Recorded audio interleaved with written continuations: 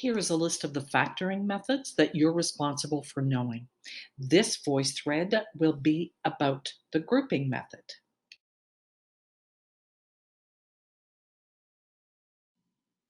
In this voice thread, we'll review a special case of GCF, greatest common factor. Then we're going to look at the details for the grouping method. Then we'll look at examples that use the grouping method.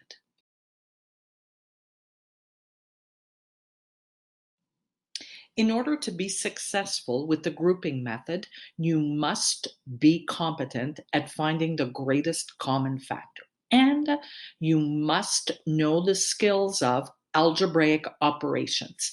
What do I mean by that? Add, subtract, multiply, and divide expressions that contain algebra.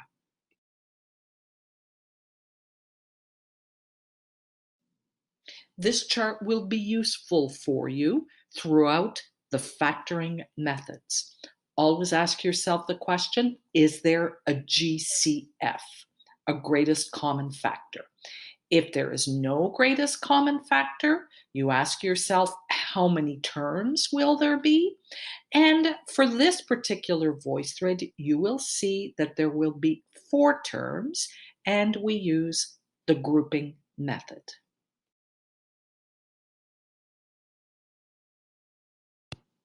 Do you remember in a previous voice thread we listed the steps for greatest common factor? Don't forget these steps and use them throughout any factoring method.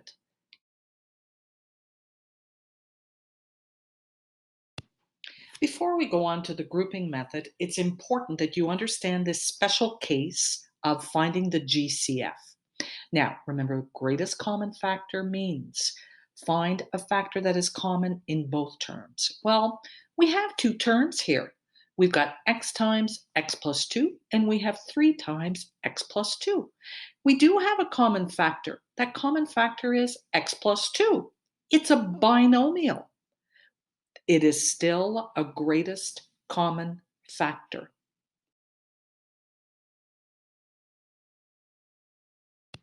So just like before, whenever I used the greatest common factor method, I found that greatest common factor and I placed it in front of brackets. Now it's important you put brackets around here because this is one factor. You've got to remind everyone that you found the greatest common factor.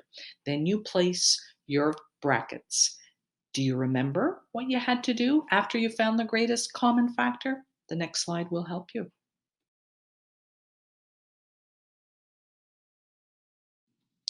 In order to find what we place as our other factor, you must divide that greatest common factor into each of the terms.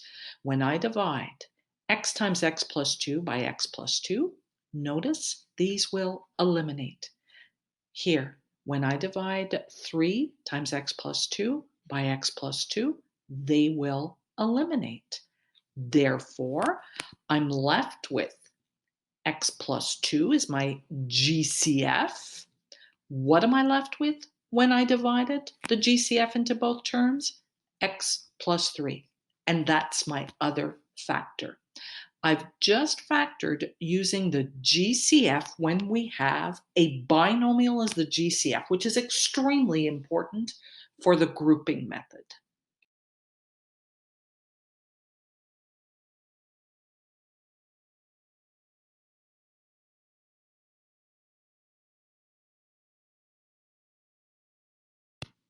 So here are your steps once you've decided that it is the grouping method. Remember, the grouping method is when we have 4 terms. Let's look at some examples.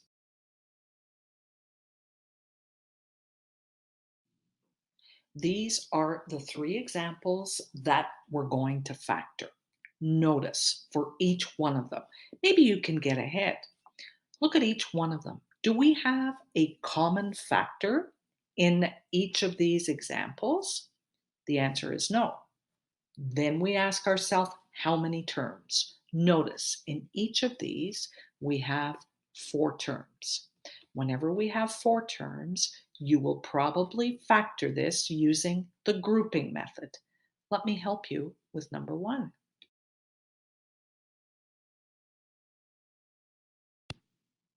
So we've got to factor this. Always verify for a GCF first. There is no GCF. There are 4 terms. Therefore, we're going to use the grouping method. Now, we said a while ago there is no GCF, but what if I paired 2 terms at a time, such as this way? Look at the first 2 terms, xy and 5x. Is there a GCF? And what about if I just look at the last 2 terms in this expression? Do you have a GCF? Why don't you go ahead and factor each of these pairs individually? And I'll help you continue.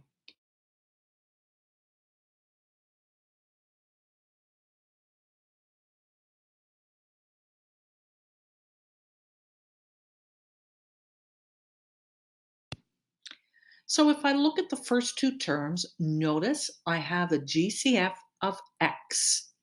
If I factored the first 2 terms, I would place my GCF and I would place my brackets. Same with the last 2 terms. Common factor is +4. It's important you put that plus sign. And I don't know what my other factor is, but I'm going to find out. Do you remember when we had the GCF? Do you remember how we found the other factor? Do you remember that you had to divide the GCF into each of these terms? So if I look at these 2 terms and I'm going to divide by the GCF, xy divided by the GCF, the x's eliminate, I'm left with y plus. The second term is 5x. I'm going to divide by the GCF. Positive 5x divided by x is 5. There is my 2 factors for the first 2 terms. Why don't you try the second one? And I'll show you afterwards.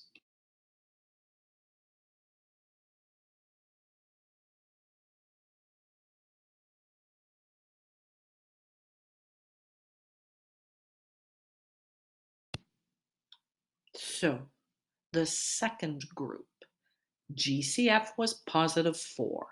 In order to get what my other factor is, I divide 4 into both of these terms. 4y divided by 4, I eliminate the common factors, which is 4. I'm left with 5. Then I'm going to divide the second term, which is 20, divided by the GCF. Positive 20 divided by 4 is positive 5. Do you notice something familiar here that we started this voice thread with? Go to the next slide to find out if you're right.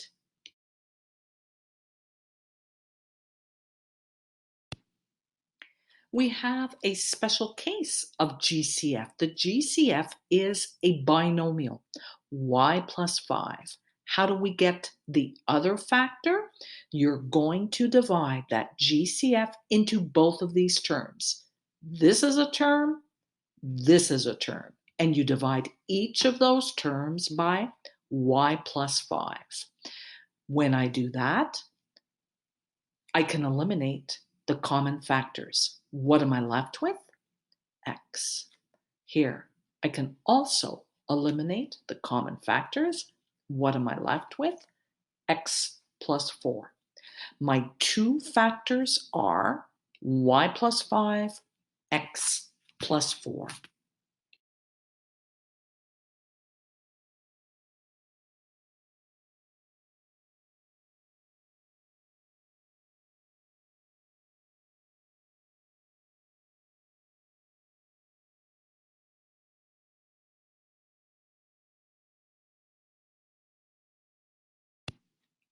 How about another example? Notice We don't have a GCF in each of those four terms. There's no greatest common factor. Therefore, we count the number of terms. There are four terms. Therefore, we're going to use the technique of the grouping method. And when we group, well, we sometimes get factors that are common in each of those groups. But wait a minute. Is there anything common in each of those groups? Don't think so. So, do you have any suggestions? What do you think?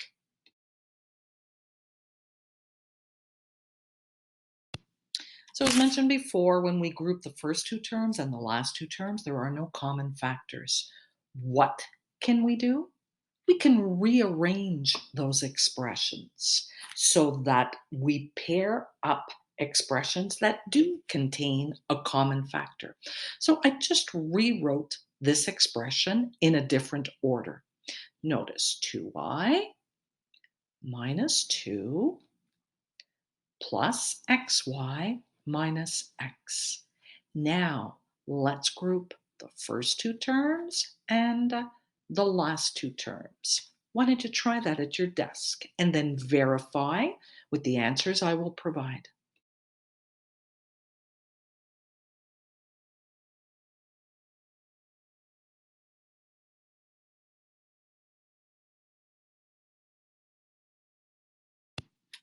So after rearranging, I notice that if I group the first two terms and the last two terms, I have a common factor in each of those groups. Common factor in the first two terms, positive 2. Common factor in the last two terms, positive x. Notice how I immediately placed my brackets to remind myself that I'm going to have a factor in here. How do I get that factor? I'm going to divide the first two terms by the GCF, in this case 2. Then in the last group, in the second group, my common factor is positive x. That means I'm going to divide positive x into both terms. This is how I set it up. Why don't you try and find out what those expressions come up to?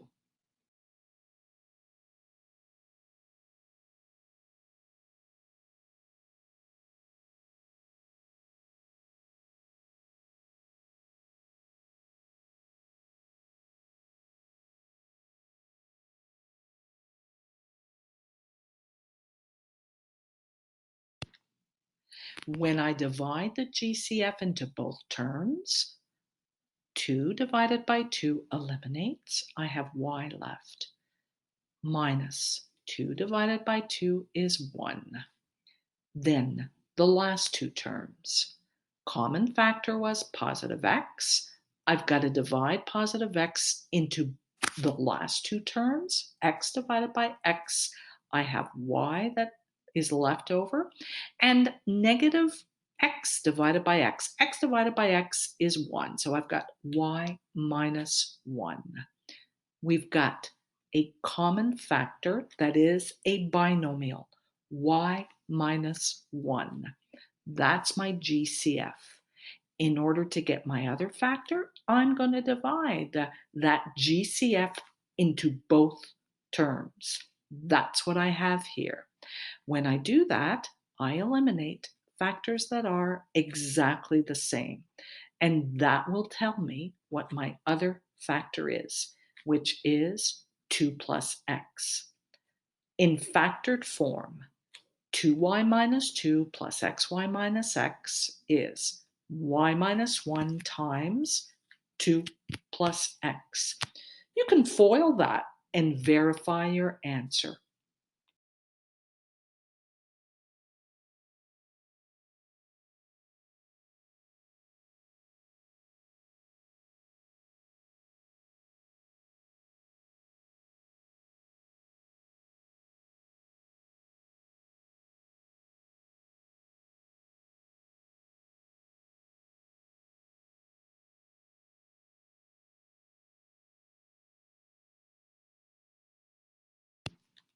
Let's look at this particular case. Again, ask yourself, is there a common factor in each of those terms? The answer is no. Then we count the number of terms. We've got 4 terms. Therefore, you will verify to make sure that you can use the grouping method. So, what do? We group the first 2 terms and the last 2 terms. If we look at the first 2 terms, there's nothing common in the first 2 terms nor the last 2 terms. So we've got to rearrange what I did, and there are many possibilities, but this is one possibility. I rearranged the terms in this fashion: 5mn plus 3n minus 20m minus 12. When I group the first 2 terms, I notice that n is a common factor. Now, here is the particular case here.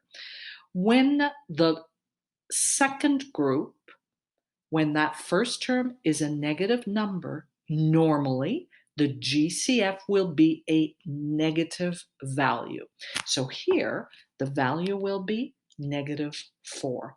Now that's extremely important, because if that doesn't happen, then your binomial will not be common.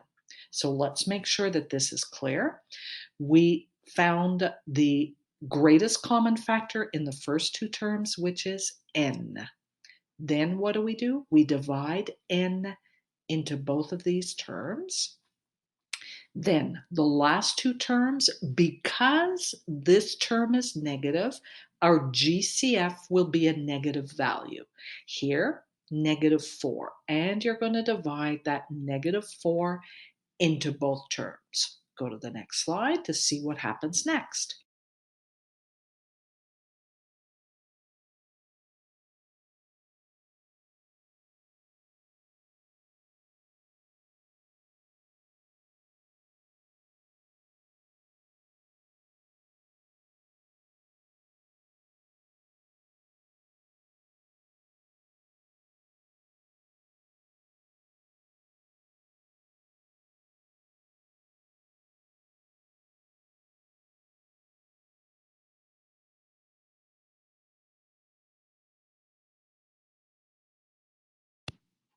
Be careful when you do your dividing in order to get your other terms. So 5mn divided by n.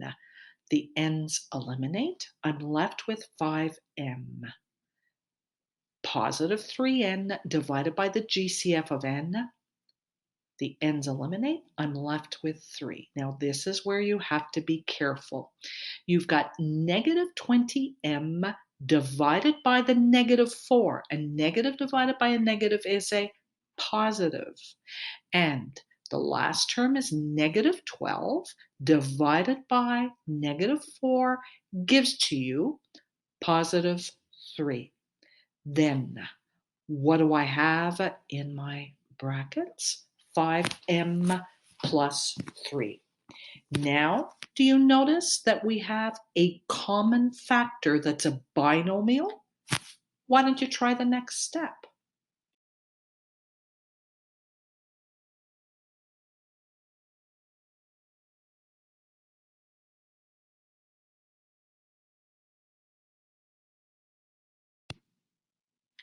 We found that the common binomial is 5m plus 3. In order to get my other factor, I'm going to divide 5m plus 3 into each of those terms. What am I left with? N minus 4. My factors are 5m plus 3 multiplied by n minus 4.